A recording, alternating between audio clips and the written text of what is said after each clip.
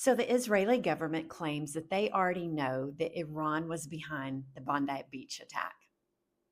I can't believe that as a former Zionist, I used to fall for that kind of BS and propaganda. That has been happening for decades. But now that I've researched Zionism, I can give you some examples of how that BS has been happening for decades.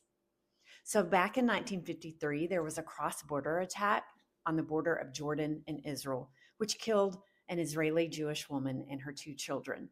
Now, no culprit was ever found who did the attack, but that did not stop Israel from announcing to the world that Jordan was complicit in the attack.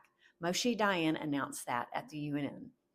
And so the world said, okay, show us proof. And it's interesting that at least one honest member of the Israeli government stepped in, the deputy director of military intelligence, and said, we can't give you proof. No proof exists. Well, then that caused the Israeli foreign ministry to step in and angrily say, you can't say that. We've already said Jordan was complicit. Therefore, you've got to keep to that narrative.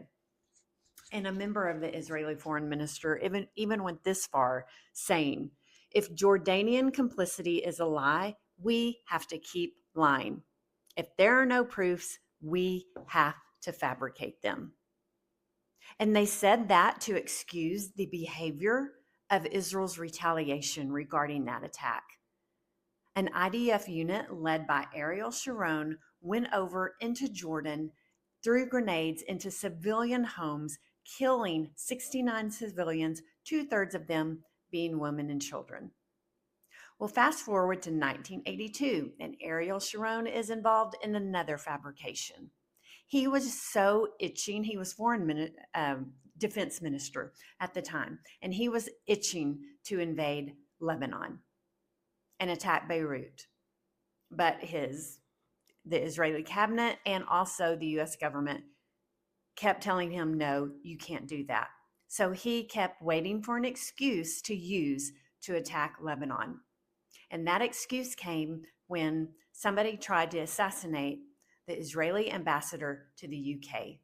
And immediately, Sharon and Begin called an emergency cabinet meeting and said that was done by the PLO, even though Scotland Yard and even Mossad at the time said, we don't know who did it. But Sharon and Begin already blamed it on the PLO, thus justifying attacking Lebanon. And that's what we see happening now. Not the whole world, okay, because I used to be ignorant, but so many people are awake to the modus operandi of Israel. If they want to attack a country, then they come up with some fabrication of what that country did. So we all see what is happening. Iran was not, I'm assuming, it was not responsible in any way for the Bondi Beach attack. But that's not stopping Israel from announcing it to the world so they can do who knows what to the Iranian people.